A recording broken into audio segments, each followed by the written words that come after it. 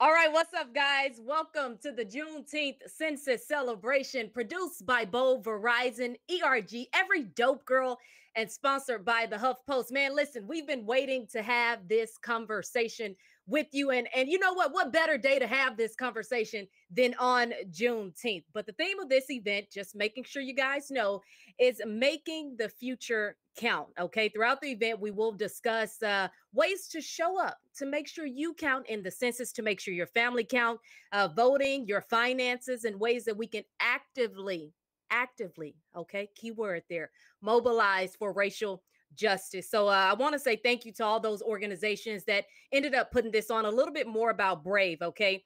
The Black Resource Association of Verizon Employees represents Black employees of Verizon. The organization strives to underscore the development of employees, the growth of business initiatives, and the impact to the communities Verizon serves. Braves welcomes all employees of all backgrounds to join. Brave and Verizon Media's Bowl will join as one employee resource group in 2020. Again, we've been talking about that organization and just a fantastic group of folks that I'm going to introduce you here in just a little bit. So again, thank you to all those organizations. And the number one reason that we are here is to make sure we all make the future count. I don't need to tell y'all this, but it's very important now more than it's ever been. Okay.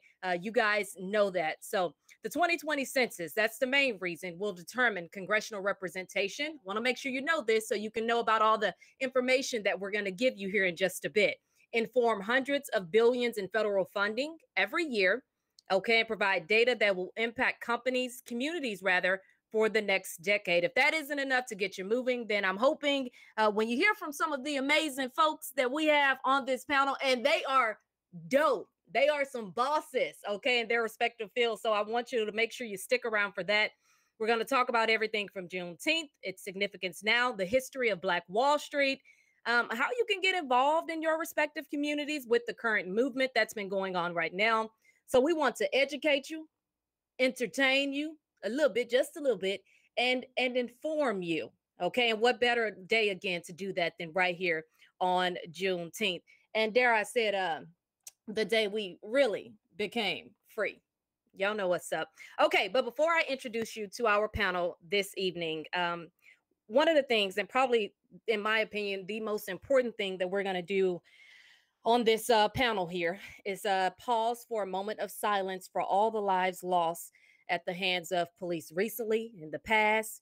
You know, we're going to highlight some of those whose names you've likely seen as hashtags here recently. So let's pause for just a moment as we remember them.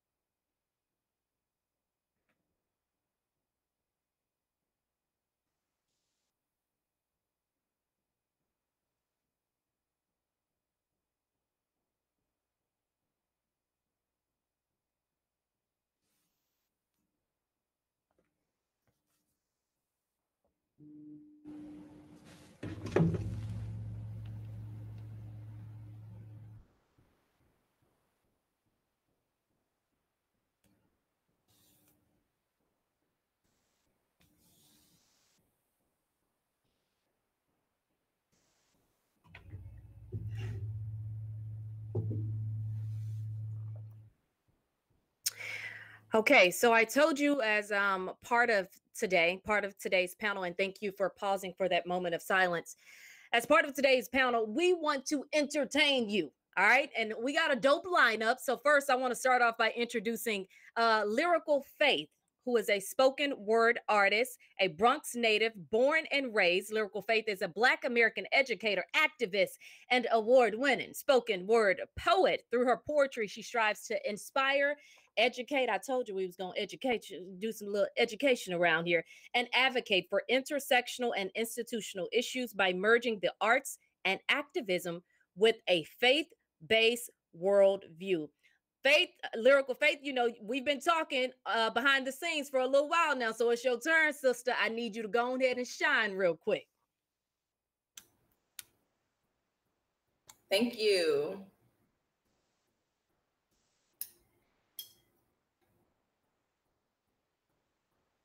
Breonna Taylor, Jasmine Barnes, Sandra Bland. I say their names and they get forced to the back of the hashtag. Placed at the end of the caption, Black woman died too, but their hearse is only visible when trailing the bodies of Black men. And while you roll your eyes and suck your teeth because this is such an unpopular topic, that's because this is such an unpopular topic. Do you know what it means for a Black woman to die at the hands of police once every month and no one to acknowledge the only thing magic about us is the fact that we keep disappearing? When I've spent countless conversations with men who will quote by any means necessary, explaining to them what Malcolm X meant by the most disrespected person in America is the Black woman for the same reasons they cannot recall the last rally they showed up to for them. After Rekia Boyd was murdered, her brother spoke out on why no one showed up to her protest. He said, "They don't talk much about women who get killed by police. Even in death, they play second role." As if working the lowest pay wage gap despite being most qualified, being hypersexualized, but still get called hoe, be labeled angry and bitter and baby mama and housewife, and the most prevalent targets of harassment in broad daylight or night aren't enough to prove we play second role all our lives. You need to tell me we can't even die in a news story first too? In fact, Black women are so forgettable, we can't even die in poems anymore.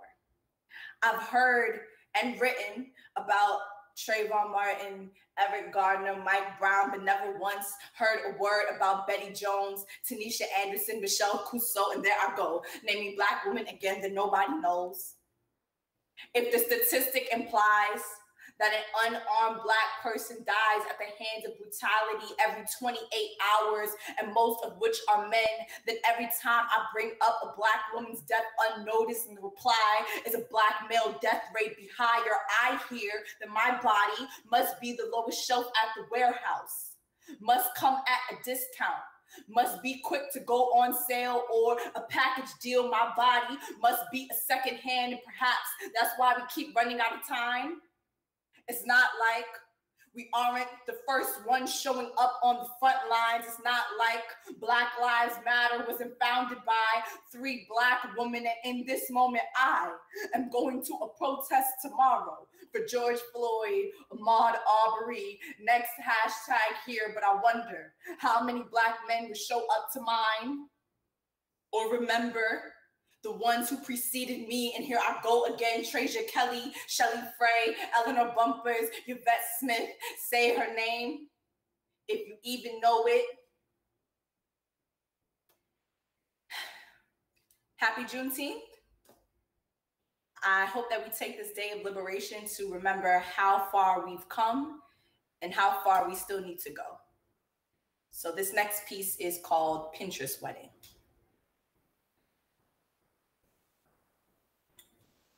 On December 4th, 2019, BuzzFeed reported that Pinterest bans the search of plantation weddings.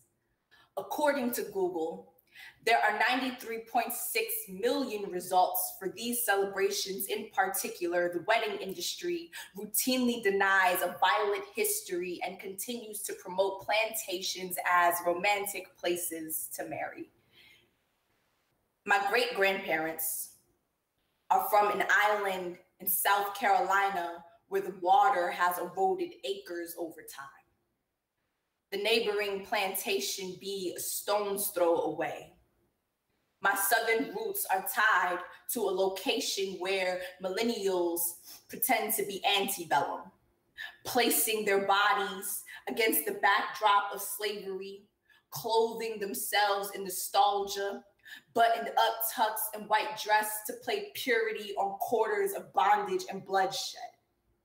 You can search the pictures, Bear witness to the poplars, see how low the branches hang, position to exchange vows beneath where bodies would swing. You can almost touch the hem of the cotton, smell the sweats dripping from a forehead, feel the breeze, droop over the picnic, then marvel at the beauty of the water.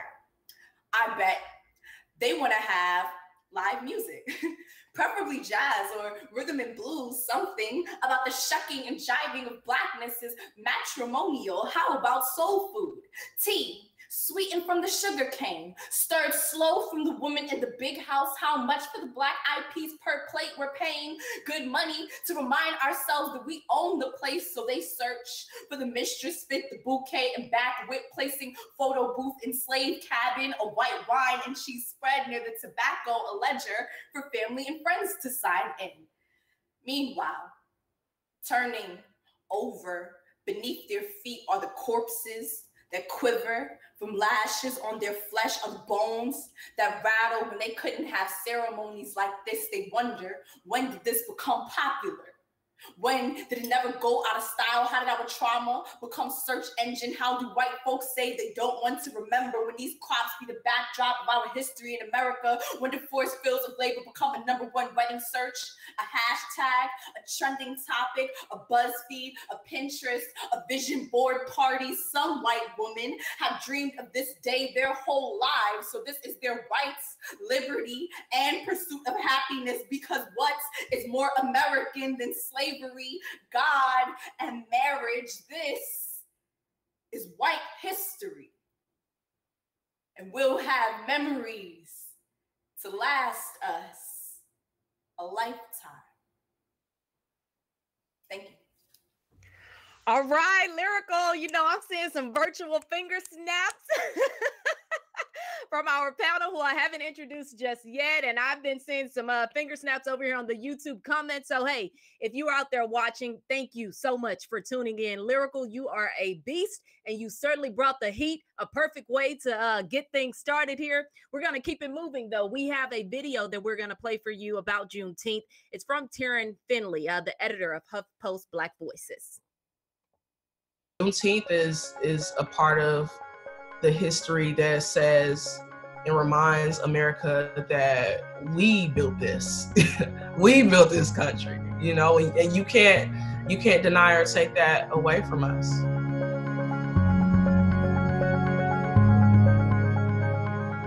Juneteenth is a holiday that recognizes the end of enslavement. Though the Emancipation Proclamation in 1863, January 1st, was signed by Lincoln, and that was supposed to free the enslaved people, it didn't. It just, that news didn't travel and hit everyone until the last enslaved Black people in Galveston, Texas on June 19th, 1865. And that was a whole 2.5 years afterwards. There was this unfortunate and intentional effort to keep the labor force, to keep plantations running and keep these enslavers profiting off of Black bodies. A lot of people are starting to understand the importance of recognizing our own liberation and recognizing all of it, and celebrating our resilience, our beauty, our versatility. We all think about mortality as we get older, but when you're Black, it's accelerated. And we see all of these things that threaten our lives, whether it's COVID, whether it's systemic racism, violence by the state, with the killings of Breonna Taylor, George Floyd, Ahmaud Arbery, and so many other folks. Right now, it's trendy for a lot of folks to celebrate and say Black Lives Matter. But when the dust settles, protesters are no longer out on the streets. And when the news moves on to the next cycle, it's like, okay, but we're still here and we're still fighting the same battles. Why not lean in and celebrate every opportunity that I can that I'm Black, because it's so beautiful. we don't get to see our stories elevated in a positive way on a national scale like that. This year is different because we have the weight of everything that I just said on top of the fact that we aren't able to commune. We want to hug our friends, hug our family, celebrate with them, play spades. We want to tell jokes, dance, eat. It's still high risk. And COVID-19 is still taking a disproportionate amount of Black lives. So with social distancing, a lot of people are starting to turn their celebrations to virtual. A lot of folks will be shopping at Black-owned online sites and ordering food from Black-owned restaurants and just really supporting ourselves, not only spiritually and mentally, emotionally, but also financially. And a lot of people are working on this already, but recognizing on a federal level that Juneteenth needs to be a holiday because July 4th isn't really for us.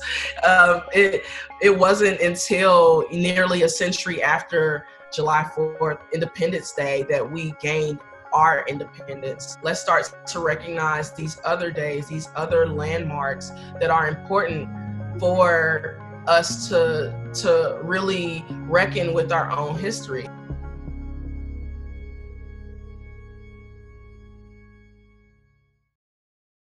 All right, obviously, some very important information there. Hey, Taryn, thank you for sharing that with us here this evening. So now it is time to introduce you to our lovely panel, okay? And I just want to tell y'all real quick, they have been working really hard behind the scenes to prepare for this. And I know they're going to come with the heat and they got a lot of information to provide to you. So if you got a pen, pad, whatever you need to have, make sure you're taking notes so that you can take some action after this here panel. So we're going to first start off with Jerry Hawkins. Jerry is the executive director of Dallas Truth, Racial Healing and Transformation, part of a national 14-place initiative by the W.K. Kellogg Foundation. Jerry is also co-founder of the Imagining Freedom Institute, a co-principal of Young Leaders Strong City, and co-creator of the Race to Equity DFW training series. So if you're in the comments, hey, welcome, Jerry. Thanks, Jerry, for being here. Thank you, Cesar. How are you? I am good, Jared. Thank you. I appreciate it. Okay, so the rest of our panel, we're going to go ahead and introduce you guys. We have Pete Godot. Pete is a certified financial planner that has managed the financial plans, investment portfolios, and risk management of his 110 plus personal clients, along with helping another 200 plus clients at his firm. Pete, he told me to call him Pete. I'm going to get it right. Pete offers unbiased solutions based on his client's present financial position and their goals for the future. Pete, how you doing tonight? Doing well. Thank you for having me, Tashara. You are so welcome. We'll talk to you in just a second. Okay, moving on. We have Miss Raisha Smith. Hey, Raisha. Hey, Mr. Shara. She is the founder of Every Dope Girl, a storytelling platform and community that creates a culture of intentional support amongst female entrepreneurs globally, connecting women through virtual and live events with Every Dope Girl. Raisha is also a corporate professional. Get you somebody who can do both. Okay, Texas A&M University graduate, incoming MBA candidate at the Rice University, and consortium fellow. Right. Her IG is Every Dope Girl. Hey, Raisha, welcome. Hello, kings and queens. I cannot wait to empower you all. All right, thank you. We're going to keep it moving. We have Miss Jessica Tellerian Esquire. Jessica, I told you I was not going to mess that up. Well, thank you. Thank you so much for having me. Jessica is an attorney at the Cochran firm, Jacksonville, and currently the head of the litigation department. Jessica focuses her practice on personal injury and civil trial litigation and fights for those who have been injured by the negligence of others. Want to follow her on IG, Jessica_Esquire. Thank you, Jessica, for being here. Okay, up next, we have Miss Izzy Best. Hey, hello. Izzy, where you at? Okay. Izzy is a senior producer on the Video Enterprise team where she works on news documentaries for HuffPost specials. And obviously, I'm just going to throw this in. You can see she's talented if you look at those awards right behind her, perfectly sitting there. Okay, she is a 2020 Video News and Politics Webby nominee and a two-time Emmy award-winning TV news producer. Welcome, Miss Izzy. Thank you very much. All right. Okay, this next young woman, look, she don't really need no introduction, but I'm gonna do it anyway because that's what I'm here for. Tamika Mallory is an activist and entrepreneur. With recent events, she is one of the activists on the forefront for the Black Lives Matter movement. She is also the co-founder of Until Freedom. Tamika, how you doing? Forgot about the unmute button. How are you? I'm doing really, really well. I'm happy to be here, to be a part of this incredible group of individuals who I plan to listen to and learn from.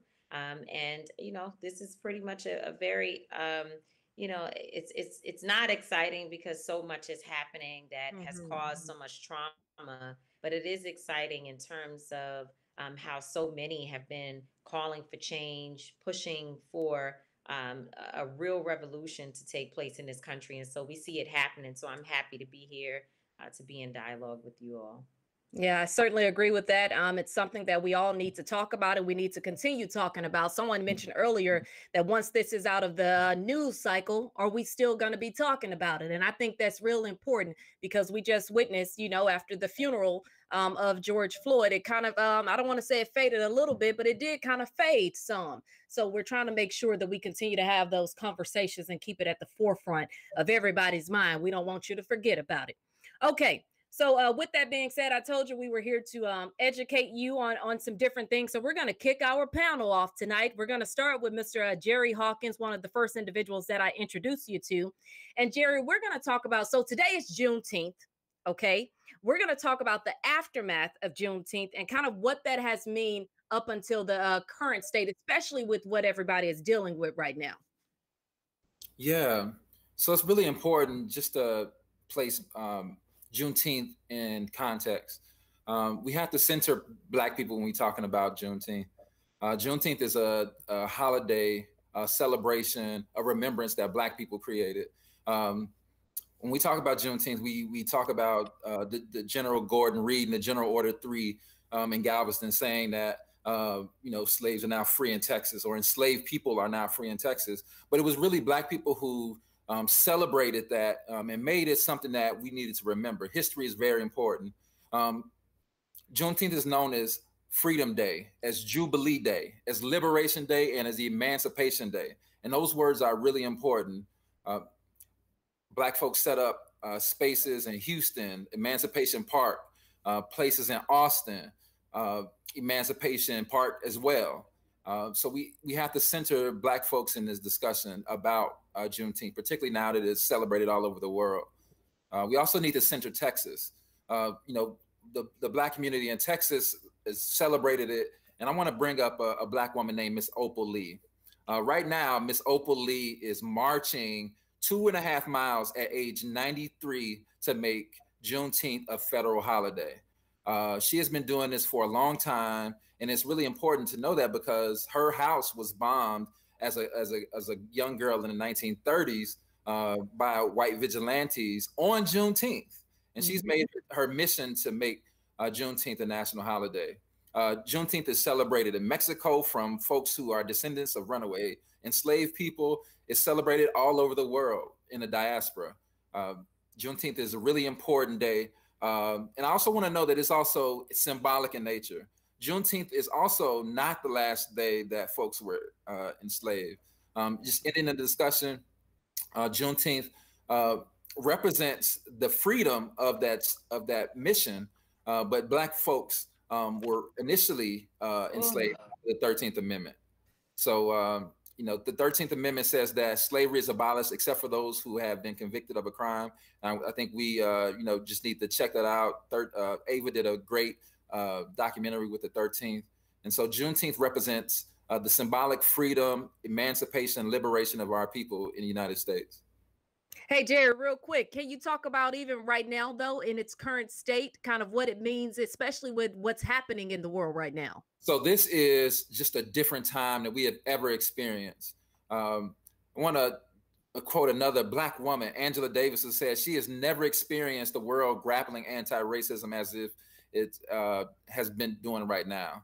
Now there are organizations and institutions that were conservative in nature and didn't want to talk about Black issues are now making Juneteenth a recognized holiday in their own institutions, right? Are centering Black people in their work right now, and it's really important. Juneteenth is also representing something very symbolic, and this time it's a time for us as Black folks to take care of ourselves. We have to, take a break. Folks have been fighting. We've been fighting all of our lives, in small ways and big ways. And I think it's a time for us to reflect, to celebrate with our families. Juneteenth is also about food. It's also about celebration. And in this time, we're in a global pandemic, and also, a reckoning with racism that has been happening, particularly anti-Black racism. It is a time for us to celebrate and to celebrate each other. So thank you. Love that, Jerry. And all I'm saying is when Juneteenth 2021 and beyond comes around, make sure y'all still celebrating, keeping that same energy. Jerry, right. Appreciate you. And Miss Opal, by the way, has an amazing story. All you got to do is Google her. She is in the Fort Worth area, and she is phenomenal. Fort Worth, Texas. So yeah, Google that story about Miss Opal.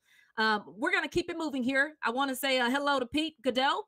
Remember, he's our certified financial planner. And Pete, we were having a conversation before we got on here live for the panel, and you were talking about the history of Black Wall Street. That's another area that a lot of folks really don't have a lot of history behind. So school the folks on Black Wall Street. Yeah, so a lot of people have never heard about Black Wall Street. It took me until after I graduated from college to even hear about this, and I was in the finance industry, so I thought that was pretty shocking. That a Black man in the finance industry had never heard about Black Wall Street. There's a lot of talk going around in the media. We're potentially having a revolution right now. A revolution is happening, but you have big corporations making all of these donations. But at the same time, is that going to be lasting? Right? It's easy to make a donation now, but what does that look like 5 years from now? So with that being said, as Jerry mentioned, history is very important, and if history is not being told from the truthful aspect, then what exactly is it, right? So I think one of the things that we should be focused on is, some of these textbooks in these public schools throughout the country, right? Just to make sure that we're educating the young minds around the history of the country and, what that history looks like moving forward. So to get into it, the first thing I want to do is talk about the environment and what the political environment looked like in 1921. So the Tulsa Race Massacre, or the Tulsa Race Riot is what it's called. The burning of Black Wall Street happened on May 31st through June 1st of 1921, but the political, social, and health environment looked very, very similar to today, but also very different. In 1921, the Civil War was still in living memory, having only ended 56 years prior to that. Oklahoma had just became a state, but to give you an idea of what the rules look like in Oklahoma, the first law that they passed segregated rail travel, created voter registration rules to prevent Blacks from voting, right? The Ku Klux Klan saw a resurgence in membership, primarily due to the movie being released, A Birth of a Nation. Some of you may be familiar with that. World War I had just ended in 1918. Vets were being brought back into the labor force, which created social tension and anti-Black sentiment in areas around the country where job competition was high, right? Obviously, you have a lot of people unemployed right now. So you can understand that tension can correlate to today's environment. So with all of that tension being in the community, that eventually led to the Red Summer of 1919. Now, in the summer of 1919, parts of the country saw severe race riots where white communities, where they were even joined by some local authorities, and they attacked Black communities throughout that. So that's just the type of environment that we were seeing around that time frame. Now, Black Wall Street resided in the district of Greenwood in Tulsa, Oklahoma. Now, the origins of Greenwood district can be traced back to a wealthy Black educator, entrepreneur, and landowner by the name of O.W. Gurley. O.W. Gurley actually gave up a presidential appointment in order to participate in this land grab in 1889. In 1906, he moved to Tulsa, Oklahoma to seize on a multicultural population boom. He bought 40 acres of land, and he designated to only be sold to colored. So he bought 40 acres and he only wanted to sell that to his people, right? Many Americans at that time were moving to Oklahoma because of the booming oil and mineral industry. Blacks were able to participate in this because they were offering services to these oil men that were moving there, right? Now in the District of Greenwood, the district had its own banks, hotels, cafes, movie theaters, doctors, lawyers, school systems, indoor plumbing, and they even had some buildings that had air conditioning. So they were way ahead of the curve in terms of what they were doing inside of Greenwood. They even raised capital amongst their community members to invest in community businesses. So these are Black people in 1921 raising funds to put that back into their community to build businesses up, right? In 1921, 56 years removed from the Civil War, which I thought was amazing. Due to harsh segregation laws, Blacks only spent money where they felt welcome. This caused Greenwood's business district to thrive. Residents took the money that they made from working in these white communities and they only spent it within their Black communities. The dollar circulated within Greenwood community for almost a year before leaving. Comparing that to today's Black dollar, it is only circulated for 6 hours. So again, in 1921, the Black dollar circulated for a year's time frame. Today, it's only 6 hours, right? Wow. To give you an idea of the wealth that was being accumulated at that time, the state of Oklahoma only had 2 airports at that time. We had 6 Black families in the small district of Greenwood that had their own personal planes, right? So that's how successful and thriving this district was at that time. Now, unfortunately, that all came to a halt on May 31st, 1921. Of course, you know, you had whites in that community that were looking at these predominantly wealthy Black individuals and started to build up a resentment towards that, right? They were right across the railroad track. They saw them driving in nice cars, had nice clothes, nice buildings, and that was a problem. All they needed was a spark to really kind of to fight against that, right? And they were provided that through a young man by the name of Dick Rowland. Now, Dick Rowland was a 19-year-old, shoe shine boy. He was accused of assaulting a 17-year-old white female elevator operator. Records show that after the white female was questioned, she didn't even want to press charges against Dick Rowland, right? He was still taken into custody. Once the word got around that he potentially had assaulted a white female in the elevator, a white mob started to circulate around the courthouse, and they were essentially crying out for a lynching, right? The Black community heard about this, and again, this is right after World War I. World War I veterans in the Black community decided to go up to the courthouse to protect this young individual. As the 2 mobs kind of circulated, talks went back and forth, a scuffle broke out, shots were fired, 10 whites ended up dying and 2 Blacks died at the courthouse. Word got around town again. The Blacks had to fall back to Greenwood because they were outnumbered at the time. White rioters marched through Greenwood, destroying property, burning, looting houses, having shootouts with residents in the Greenwood district. They even pulled people out of their houses, took them to what is now called internment camps, right? So they were literally going to people's houses, telling them to leave. And if they didn't leave, they were shot dead in the street. So this is what was happening throughout Greenwood, right? Some police even joined in with the white rioters. They weren't protecting the Black community at all. They arrested them, they unarmed the Black community, and they just escorted, right? Eyewitnesses even claimed that bombs were being dropped from planes out of the sky, right? Many view that if the planes weren't brought in and the National Guard wasn't brought in, that even being outnumbered, the Black community would have still been able to defend themselves at that. Hey, Pete. So it's not like we were just rolling over. We were cutting short on time. That's okay. Pete, I know you got a whole lot to tell us, man, and you can go. I did.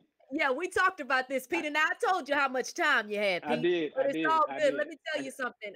We're going to share your Instagram, all your links and all that kind of stuff, because people are really interested in your conversation. I'm looking at the comments and responding to people live. So if you're in the comments and you want to get some information from Pete, I know he can give us way more than what he just delivered. So again, I'll share that information. I was sitting here taking notes. Okay. Yeah. And people in the comments, like I said, are like, man, I didn't know all of that. So Pete, thank you. Yeah, so okay. No problem. And that was Tamika, if you guys couldn't see her chiming in there in the background. All right, so we're gonna keep it moving.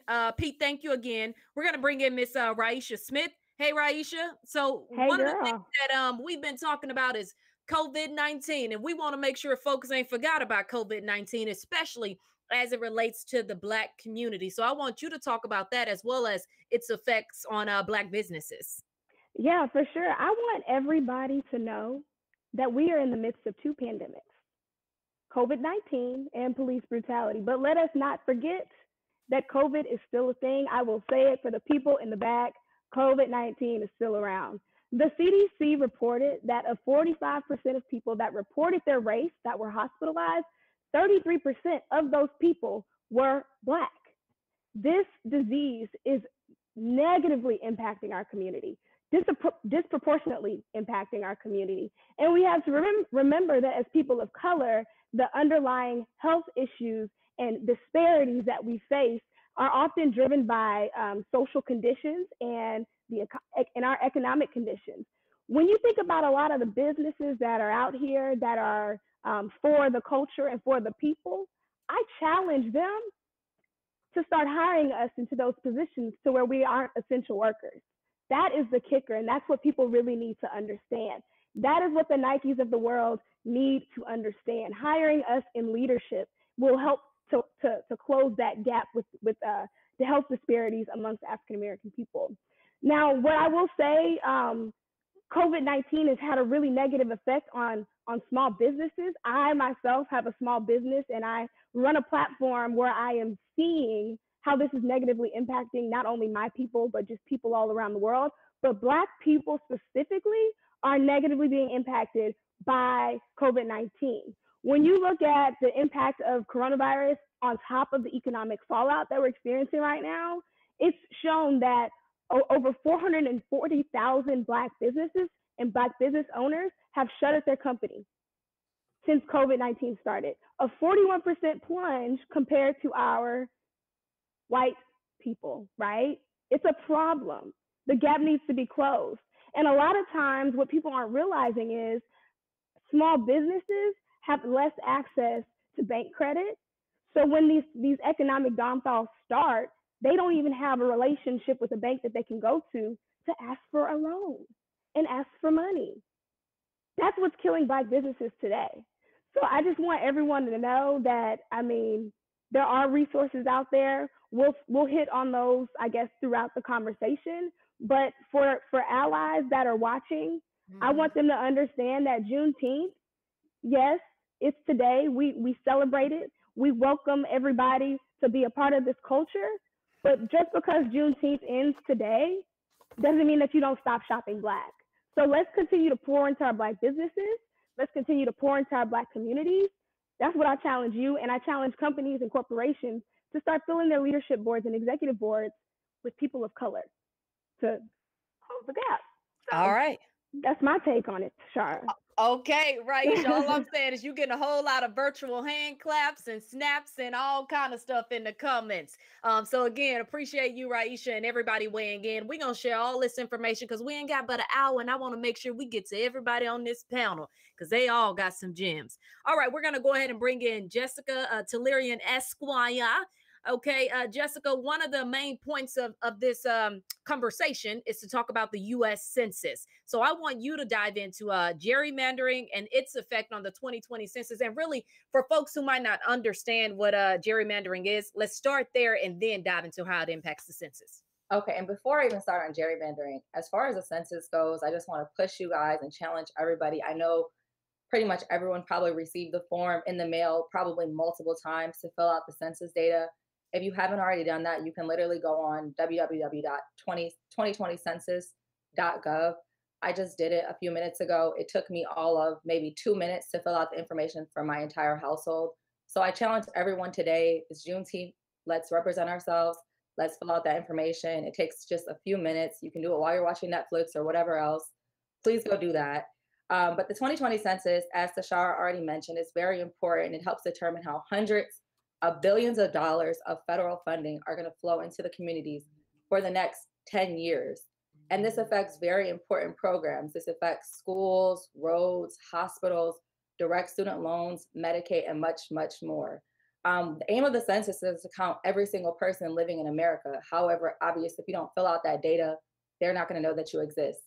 And aside from that, it helps determine how many seats each state will have in the House of Representatives, which of course is crucial. And once that data is collected, it helps with drawing the congressional and state legislative districts. So what gerrymandering is a practice of drawing boundaries of electoral districts in a way that gives one political party an unfair advantage over its rivals. And what that looks like is unnatural boundaries that are created in order basically to carve out a majority where there basically would not have originally been a majority, so that that party can get a win where they would have lost originally. And something that also goes into this that's critical is obviously the census data. Tied to the gerrymandering and the negative effects of that is voter suppression. Voter suppression is not something that's new. That's something that's been around since the beginning of this country. When this country first started out, only white land-owning males could vote. This carried over into the Jim Crow laws, even after minorities and women were able to vote, with poll tests and also having poll taxes and literacy tests that were implemented in order to keep minorities and people that were poor from being able to vote. Presently, we see voter suppression in some of the following ways: voter ID laws, policies that are put into place that make it harder for people to vote when they go to the wrong precinct, requiring early voter registration, cutting early voting, mass purges of voter rolls, suppression of voting to any extent for felons, and gerrymandering. Some examples of how this creates issues is that in Georgia in 2018, 70% of the voters that were purged were Black. Across the country, 1 in 13 Black Americans cannot vote due to disenfranchisement laws.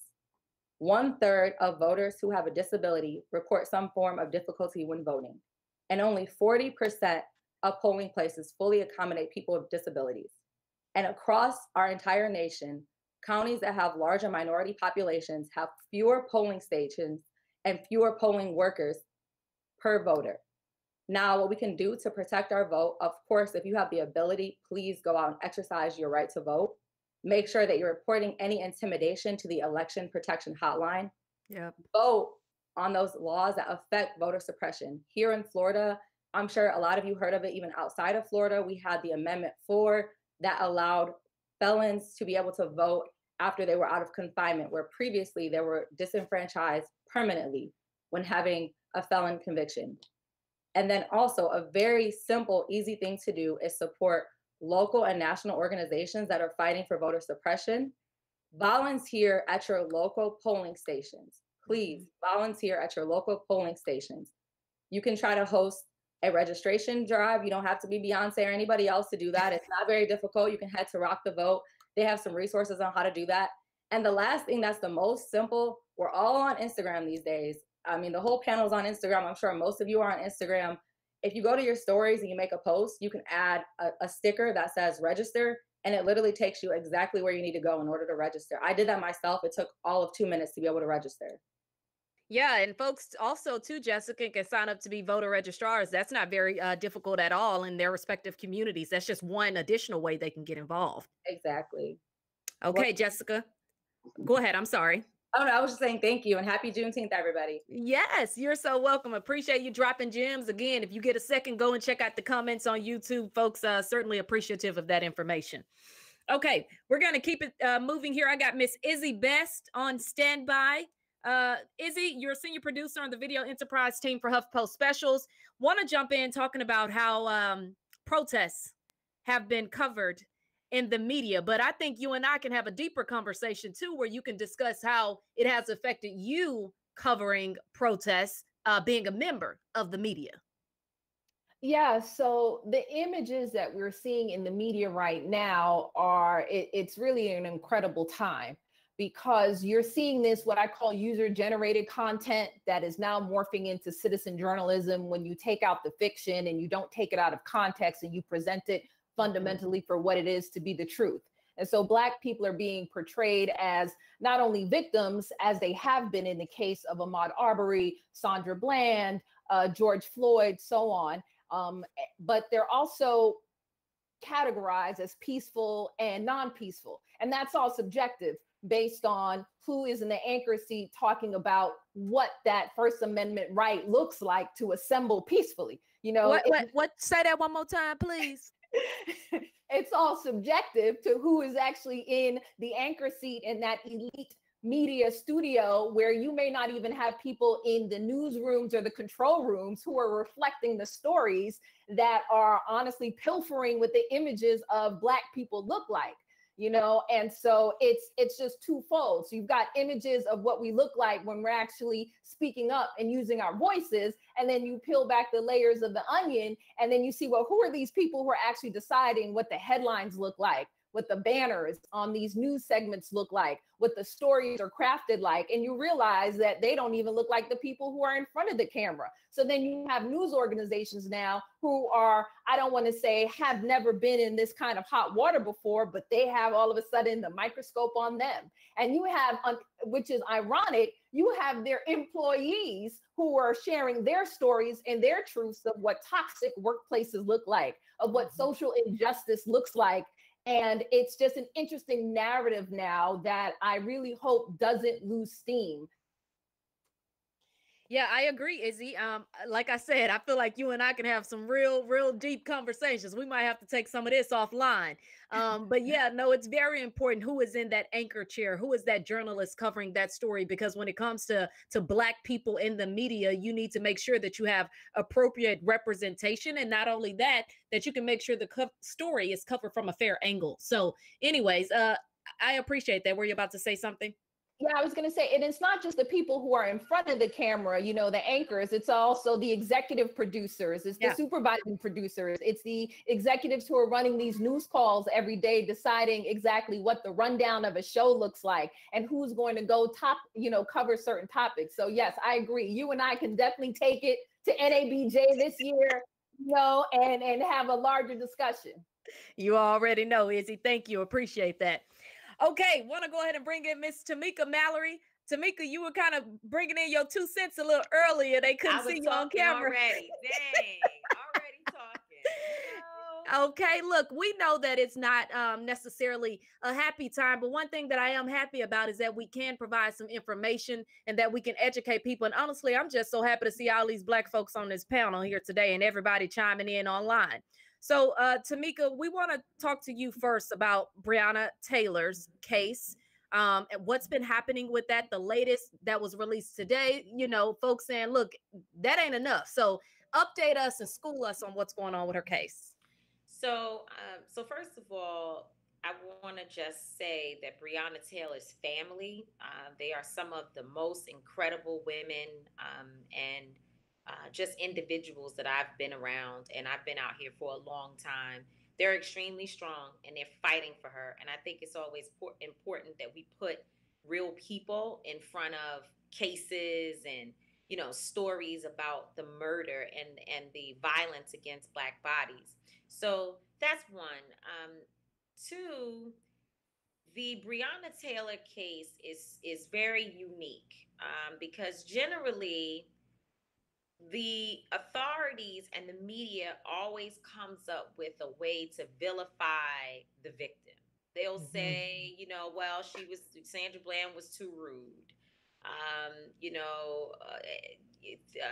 The guy pulled out his wallet. The woman, she ran. I mean, they'll come up with some excuse every time that plants in the minds of the masses at times these doubts about what you saw or what you see on video and what you know to be true. Are you not hearing me? Uh-oh. I can hear you. I can okay, hear you just fine, Tamika. Talking in the background. It's okay. I'm sorry. And in this case, there is absolutely nothing that you can find about Breonna Taylor. The only thing you can say about Breonna Taylor's case is that it was 100% wrong. It should be considered illegal. And now that Breonna Taylor's law has been passed, it will be illegal to kick in someone's door and begin shooting at them without giving the proper warning about who you are. And I'm so grateful that the people of Louisville and people all over this country stood up together to say that we have to ban no-knock warrants because of how this happened to Breonna Taylor, and the fact that you have two different laws that were operating at the same time in Louisville, which one is that you have the right to fire a warning shot. And then on the other hand, you have the police had the ability to execute no-knock warrants. Those two things cannot exist at the same time because they contradict one another. That if you show up at my home and I kick your door open, I should be able to use the right to fire the one shot, the warning shot. And if that is what you use as an excuse to return fire to the tune of 30 shots that fly all over a building, even into the home of a baby who was sleeping 5 months old, that can't be. And so no-knock warrants are just impossible. It doesn't work for our communities because we know that they are not executing no-knock warrants in other communities. We know it's not happening. We never hear these stories. And people say to me all the time, they're like, well, you know, where's the data to prove that it's only Black? I just want to see the list of the hashtags of white names or any other community for that matter that experiences the consistent abuse that Black people have experienced. So for the Breonna Taylor matter, what has happened is that it will be 100 days next week since Breonna Taylor was murdered. I think it's so important for us to keep in mind that this happened on March 13th. And until activists and attorney Benjamin Crump, attorney Lanita Baker, and others got involved, the family describes a very lonely walk. They were alone. It is not as if the authorities there in Louisville were doing anything about this. And now they have all of these flowery words to use to describe what happened in this situation. And there's this tough language that's being used, but you knew that Breonna Taylor had been murdered. So why is it that there was no movement, no justice, nothing happened? And in these types of situations, what we see happening all over the country is that they start with trying to put the officers on administrative leave, which is what happened with Breonna Taylor's case. They want to see if the movement dies down, if people will sort of go back to their homes. And that didn't happen here. It didn't happen because there was a monsoon that hit our community of trauma and Black death and Black murder. And people said, enough is enough. And we will not allow the death of Breonna Taylor to go to the wayside and not be addressed, and her name to sort of be quieted by the noise of everything that's happening. There are some folks who are very laser focused on ensuring that there is justice for Breonna Taylor. Today, we saw that one officer who, by the way, this officer, when he shot Breonna Taylor, he was one of 3 officers that shot into Breonna Taylor's home. He disappeared for multiple hours, and no one knew where he was, how to find him. He was just off the radar for several hours. Now, the attorneys and the family won't say it, but I'll say it, and I think Izzy will agree with me that more than likely he was somewhere getting himself sober and cleaning up so that he could return back to work and not be tested, drug tested, and what have you. And so this same officer, when his picture was posted online as being one of the officers engaged in what happened, this tragic series of events with Breonna Taylor, one woman in particular, posted his photo and said, "This is the officer who sexually assaulted me." And people within the department knew it. His MO, based per these women, is that he would pick up women who were intoxicated, promised to take them home, and sexually assault them.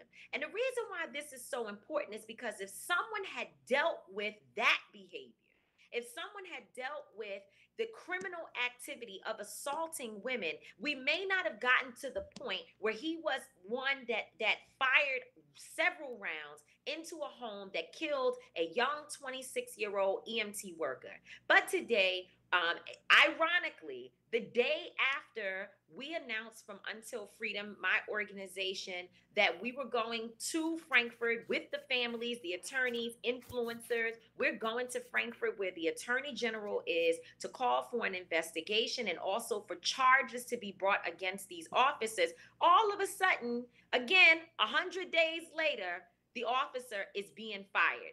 the interim police chief is firing this particular man. And again, to your point, and I'll shut up after this. It's not enough. You can't just lose your job when you murder people. You ain't got to shut up. You dropping gems. No, that can't happen. You can't just. I mean, imagine that. That, you know, the doctor kills you. He or she's been drinking on the job, or practice, or has some form of incompetence, malpractice, and they kill you, and then all that happens is they lose their job. That's not that can't be. There has to be a standard that says that if you commit a crime on the job that results in someone losing their life, that you have to face the same type of charges, the same type of scrutiny and accountability as any person walking the street. And in fact, maybe even more, because you are licensed, trained, and paid to do a certain job. And so all of these things, the no-knock warrants, not just in Louisville, Kentucky, but now we need to ban no-knock warrants across the country. We have to make sure that in every city where these laws currently are on the books, that we get rid of them because they do not work for our communities. But we also have to ensure that we do not allow people to do makeshift work around Breonna Taylor, and that there is a hard line that we will not stop until we see people charged and held personally accountable for her death. All right, Tamika, I feel like we can keep going. We can spend hours, days, weeks, months talking about Miss Breonna Taylor's case here. And it's certainly an important one. And we know that if folks want to get more information about what's been going on, they can follow you on social media and really just get involved and know what you guys are trying to do to make sure you bring justice to her family. So again, go ahead. Make sure to say next Thursday, the 25th of June, we will be in Frankfort at 11 a.m. Folks can go to untilfreedom.com and all of our socials, Until Freedom, to find out more information about how you can come. I just saw Alicia Keys, who is my dear sister, but I didn't, I asked her last week to help us put the campaign, Do You Know What Happened to Breonna Taylor, together. She worked with us to do that. And so I wouldn't dare ask her to do anything else. And I just saw that she said that she's going to be in Frankfurt. So wow. We're on our way. Okay, look, tell them that we on our way. That's all right, Tamika, appreciate it. Okay, we're going to keep things moving. I want to bring up a slide that we have here. And this question really can go for the entire panel. You know, we've been covering a range of conversation issues here this evening.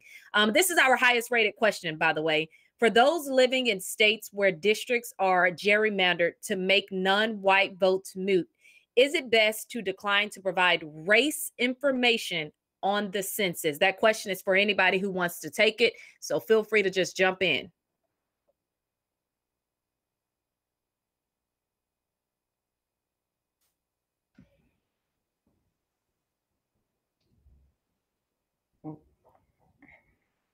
Whoever wants to take it can just go ahead and jump in.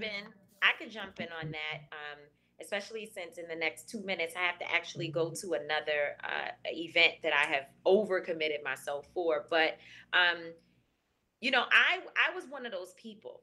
I thought that the census form was going to get us, my community, people were going to be locked up. They were going to come to my home and, find out that Pookie was staying with us. And, I was one of those people, but I've done a lot of research, and I now understand. And I heard earlier Jessica and others just talking about the importance of being counted, the importance of being in the game, right? Of just we complain a lot because we have a lot to complain about, but it's as it relates to voting and the census form and things like that, that's where our power extends. The protest is one part, but the next part, the extension of that, and I'm not going to say the most powerful part, because I think hitting the street, making your voice heard, bringing awareness to these issues is extremely important. But then we have to take it to the next level and make sure that our communities have the resources and that we also have the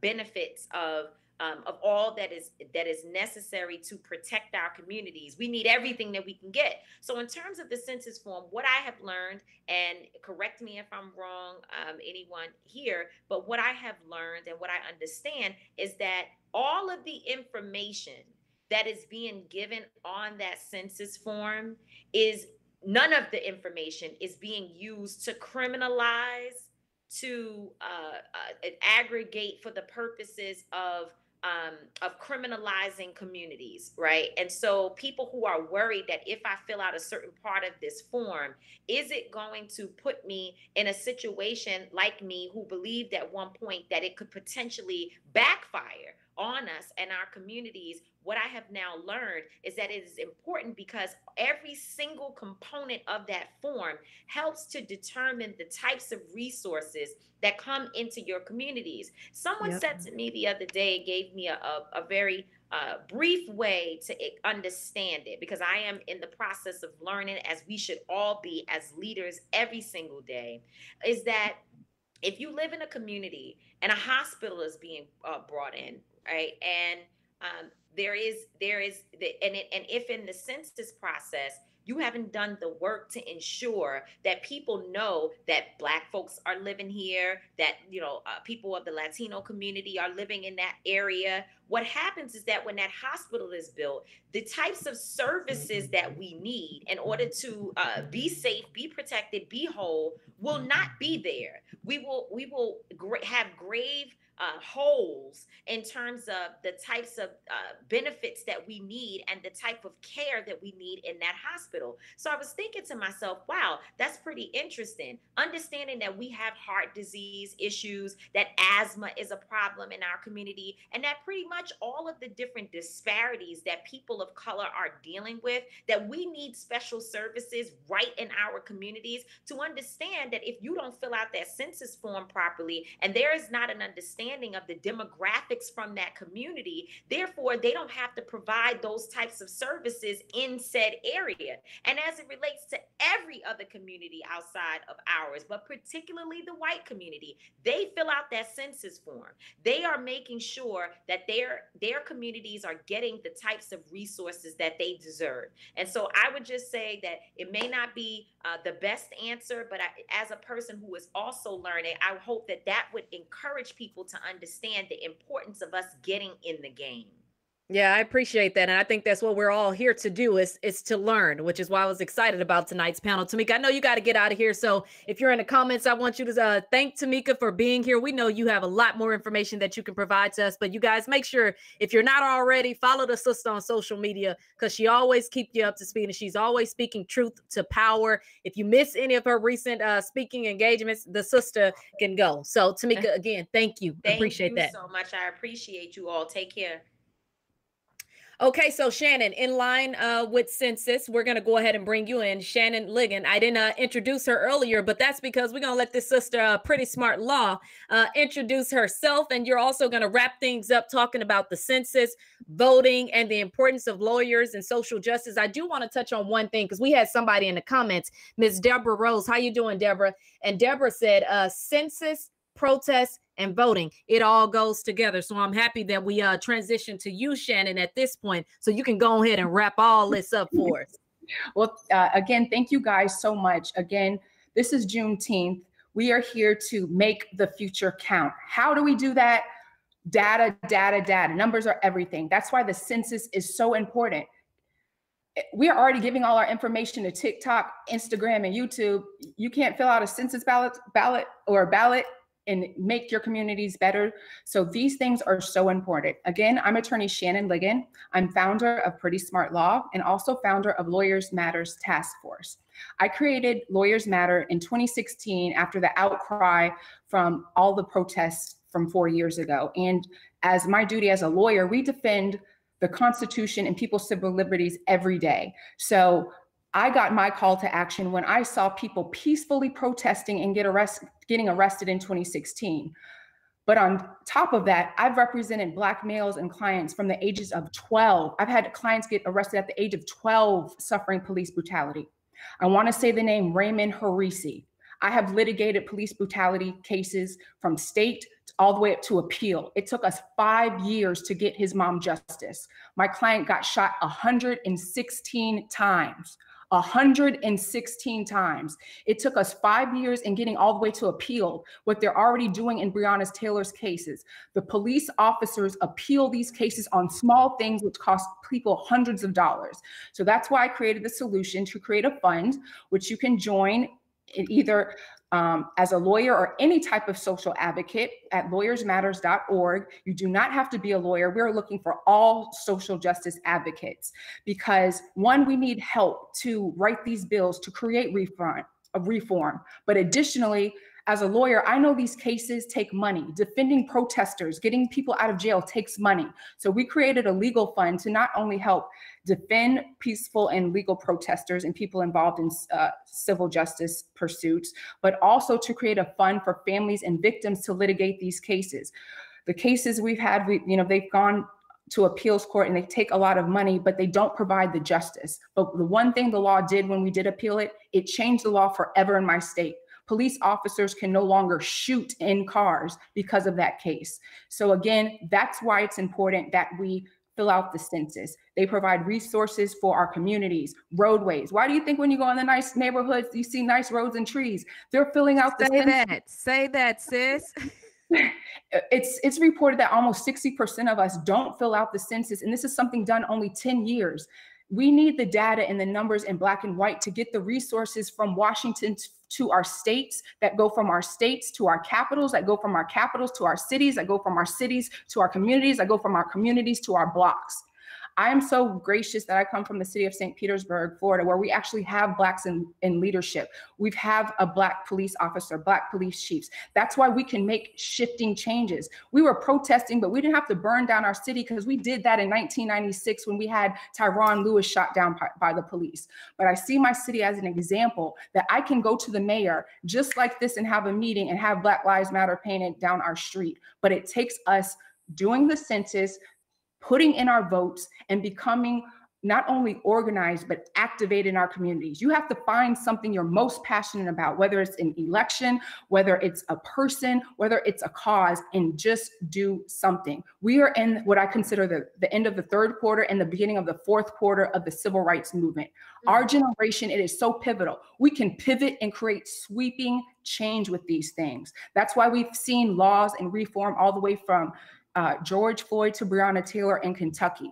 We can make the changes. We're at a situation we can say, hand us the keys, let us change things if we all rally together. But again, we have to make the future count by filling out the census so we can get the money and get the resources, but then also register to vote. And because COVID and we're such in changing times, I'm also advocating people to potentially do mail-in votes. We've already seen people get locked from polls in Georgia. So again, it's important that we register to vote and do these things because whether you can register online at lawyersmatters.org to serve as a legal observer or to serve as a poll watcher, it's important that you get activated. And again, I want to thank everybody for creating this platform on Juneteenth. And Juneteenth is a reminder of the things that we should continue to do daily throughout the year. Again, I'm Attorney Shannon Ligon, and thank you so much.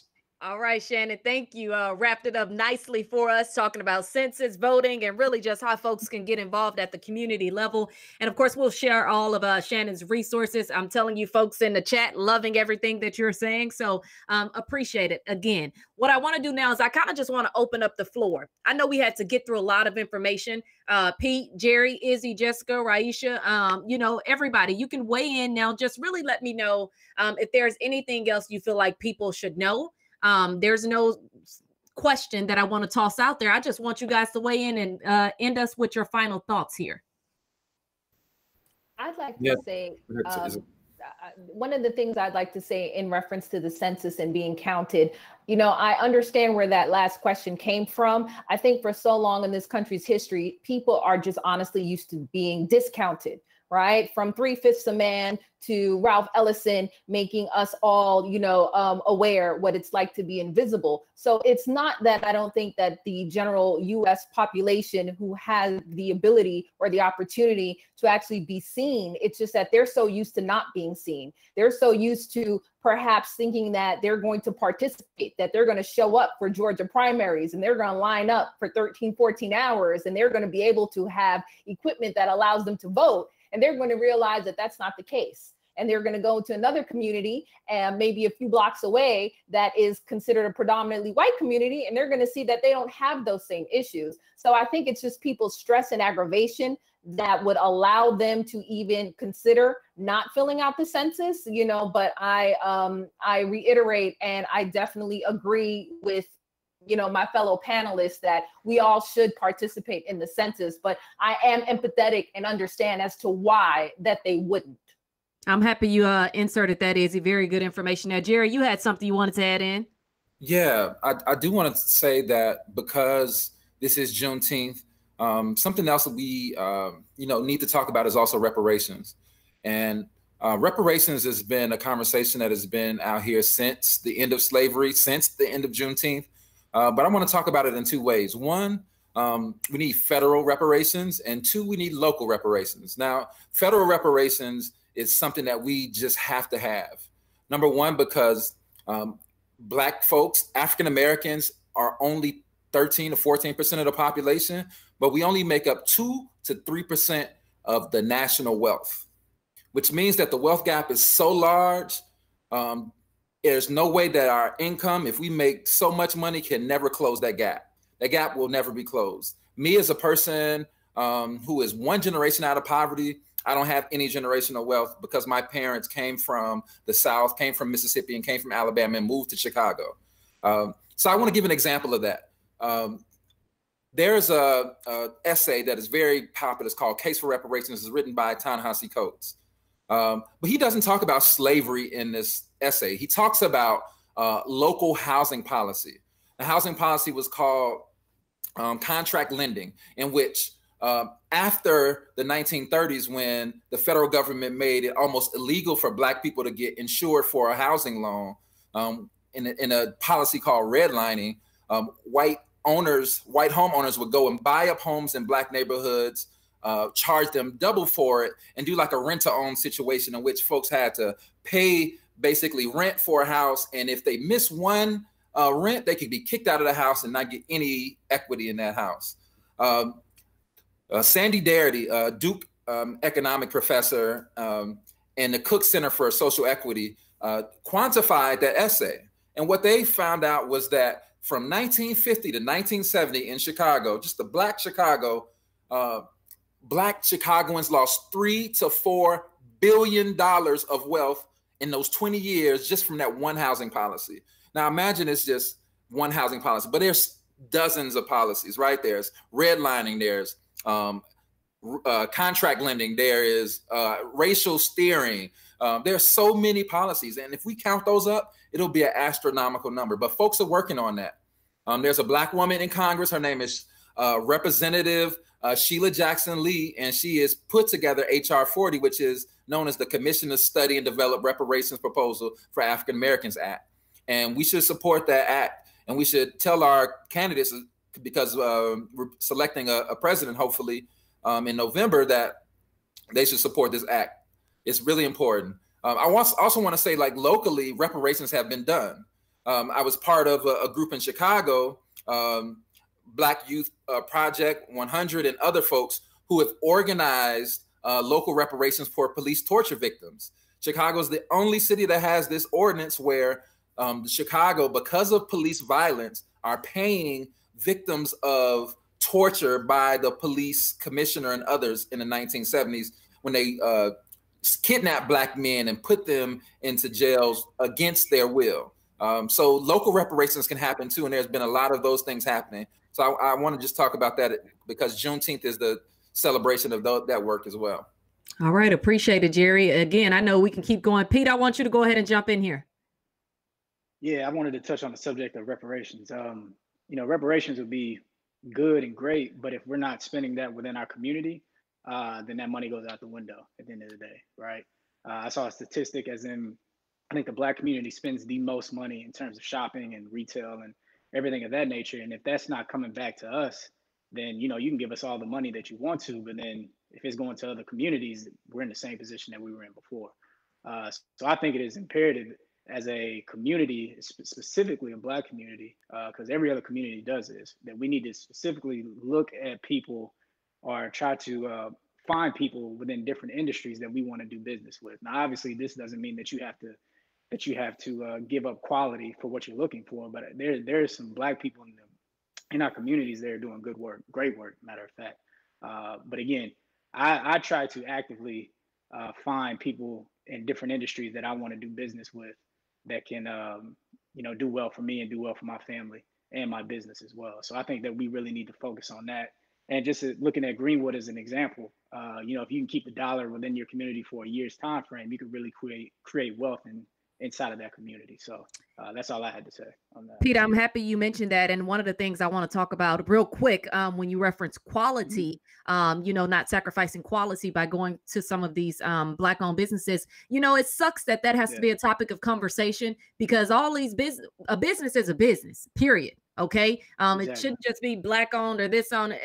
No, a business is a business. And the same grace that you offer to some of these companies that you go back to time and time again, you need to offer that same grace. Don't go after the first time and write a review. This person only been in business for a year or 2 years. You ain't giving them time to learn anything. So make sure that you're offering that grace to those businesses as well as you try to seek them out for whatever you need to use them for. So again, appreciate you offering that perspective there. Raisha, I heard you wanted to get in on this conversation. Yeah, really quickly. I just want to let everyone know, and I think everyone's experiencing it. We are in the midst of a revolution right now, and there are a lot of people that are tagging on to supporting Black business. I'm not telling you to ride this wave, but I'm telling you to ride this wave. If you are a business owner and you are a Black business owner, don't be mad that white folks is trying to support your business. Sell those shirts, sell that merchandise, and stay true to yourself. But just know that we are in the midst of a revolution, and it's time to get those coins. And outside of that, there are opportunities for Black businesses right now. Take advantage of these not take advantage of the corporations, but take advantage of some of the offerings that these corporations are giving to fund Black businesses. We are literally given the platform by HuffPost and Verizon has a small business recovery fund on their website. Those are programs that you can apply to. I Fund Women. They're powering events, or they're powering businesses such as Boss Women Media, Every Dope Girl. Look, we need to raise capital to make our Black businesses thrive. San Francisco actually just launched a $1.5 million COVID-19 relief fund. Apply for those grants, apply for those crowdfunding campaigns, and support your Black businesses. If you can go to a Walmart or a Target, you can go to a When and Wear boutique, or you can go to an Every Dope Girl to support other businesses. So I challenge everyone to do that and continue circulating all those dollars. Because at the end of the day, money is green, Black or white. Okay, come on, dropping those names in there. When and Wear boutique. All right, I feel you, Raisha. Appreciate it. Any other last thoughts, Jessica? I see you just came off mute. Did you want to jump in? Yes, I did. Touching on what Peter and Raisha were speaking about, I think it's important when we're talking about spending money. A lot of times we think about going to eat at restaurants, buying shirts, doing things like that, but we don't talk about professional services like using Pete for your financial planning, or using myself or Shannon as your attorney. We have in our media and common pop culture, we have songs, you know, where 6 lawyers and all of them are Jewish. You know, we take pride in having an attorney who's not Black. We should take pride in having an attorney that is Black, that is from our community, that does understand our struggle. I'm so fortunate to be able to work for the Cochran firm. We have 150 attorneys. The vast majority, I'd probably say 90-95% of us are Black. I'm fortunate to be able to work for a firm where instead of having to conceal my Blackness, conceal my distaste and my disdain with all of the stuff that's going on with all of these killings, our firm is putting things together. We're actually on the front lines. We're trying to do different things, and it's not something we have to hide. And so I feel like we shouldn't just trust Black businesses when it comes to you know, a shirt or something, we can kind of, you know, go buy another one if something goes wrong. But we need to trust them to be our doctor, to be our lawyer. And then also beyond that, I think it's important and critical that we get into these positions of power from the police. We have police that are from our community and not coming outside of our community and policing our community. And then with prosecutors, I used to be a prosecutor myself. I had so much leeway as far as how I charge the case, how I try to get a sentence on that case. And so getting prosecutors that are actually from your community and not coming outside of your community. I was in Tallahassee prosecuting, majority Black, and there was 3 people in our office out of around 50 attorneys. And so I would just say getting into those positions of power and stop being afraid of them as a Black community, and stop looking at them negatively. They're going to be there regardless. Let's police ourselves. Let's prosecute ourselves if that does come to that. And let's buy from the Black businesses and not just for t-shirts and hats and things of that nature. All right. I love it. Anybody else have any lasting thoughts? Jessica, appreciate that. I try to get all my professional services from the people. You know, just I at least try. Appreciate it, Jessica. Shannon, were you trying to come in? No, I just wanted to shed light to this because I think it's so important. Our spoken word artist touched on it, and I just wanted to say how important Black women and Black lawyers are in this movement. Look, we have a phenomenal Black host, Black girl magic all the way. But a lot of these cases start because of someone's mother. Trayvon Martin's case actually started because of Black women and Black lawyers, because of his mom called my mentor, attorney Natalie Jackson. And then those lawyers, because these cases cost so much money, we call the Ben Crumps of the world because it takes the money. So I just wanted to say how important what Jessica said, hiring the Black attorneys are, because people come to us for sponsorships and things. Did you bring your accident case to us? That's how we earn money to give back to our communities. So again, everything that we do, microcosm. I just left a Black Expo event and I saw the dollar I spent that someone shopped my Juneteenth shirt. I spent it 4 times in my own community. Imagine if we did that every day. So again, utilize our resources. Please make it count. The census, they've mailed you probably 4 to 5 times in March. Fill it out, return it.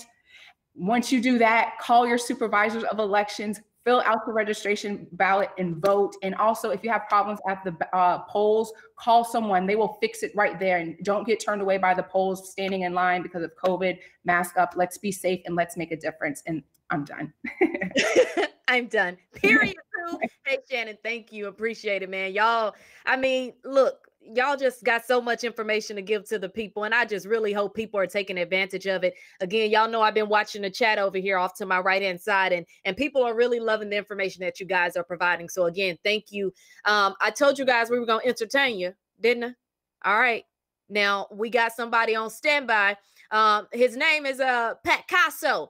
Pat Casso, are you in the building with me?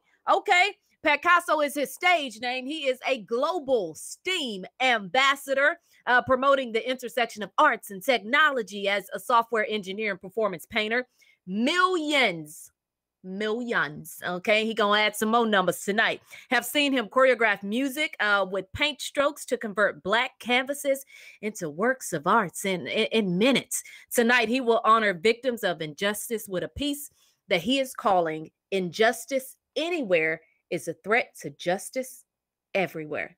Come on, Pat Casso, do your work.